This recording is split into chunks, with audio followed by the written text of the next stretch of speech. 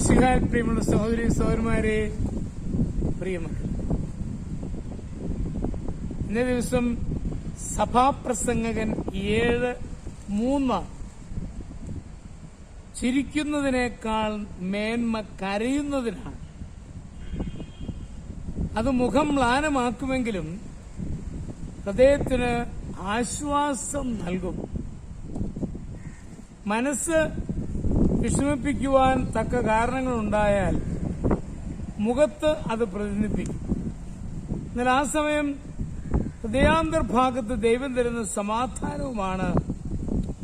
അതിലാശ്രയിച്ചുറച്ചാൽ സകലവും നന്മയ്ക്കായി രൂപാന്തരപ്പെടും.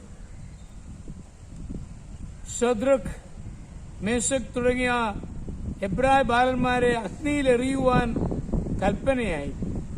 ആരോഗ്യവാന്മാരായ യുവാക്കൾ അഗ്നിയിൽ കിടന്ന് പിടഞ്ഞു മരിക്കുന്ന ചിത്രീകരണം അവരുടെ മനസ്സിൽ തന്നെ വന്നിരിക്കാം. എന്നാൽ അതിനിടയിൽ നേരിയൊരു വെളിച്ചം അവർക്കുണ്ടായിരുന്നു. അവരുടെ ദൈവം തീയിൽ നിന്ന് രക്ഷിക്കുവാൻ കഴിവുള്ളവനാണെന്ന്. തോൽവികളും കഷ്ടനഷ്ടങ്ങളും അനുഭവിച്ചിട്ടില്ലാത്തവരുടെ ജീവിതം ആഴമില്ലാത്തതായിരിക്കും.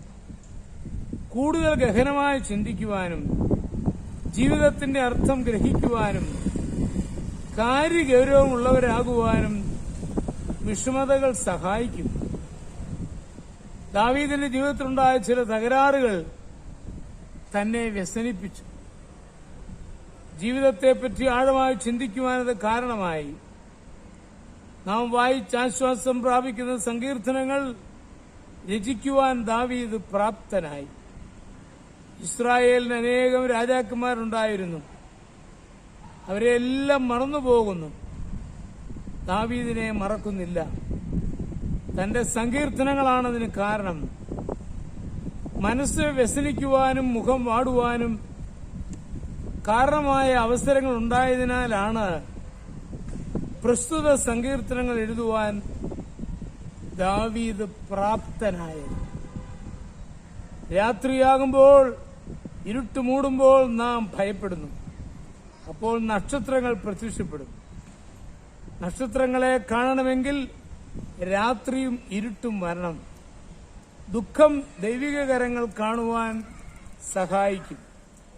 കാർമേഘം മൂടിയാൽ മാത്രമേ മഴവില്ല് പ്രത്യക്ഷപ്പെടൂ. അന്ധനായിരുന്ന ഹോമറിന്റെ ഗാനങ്ങൾ ആസ്വാദകരെ കോരിത്തരിപ്പിച്ചു. ബെഡ്ഫോർഡ് ജയിലിൽ കിടന്ന കാലത്ത് ജോൺ ബെനിയൻ പരദേശി മോക്ഷയാത്ര എന്ന ഗ്രന്ഥം എഴുതി. കഷ്ടതകൾ നമ്മെ മഹാത്മാക്കളാക്കും. വ്യസനത്തിന്റെ മാർഗം സ്വർഗ കവാടത്തിലേക്കുള്ളതാണ്.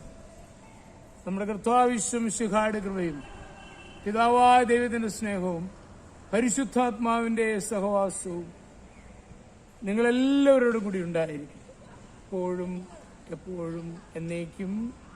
ആമേൻ.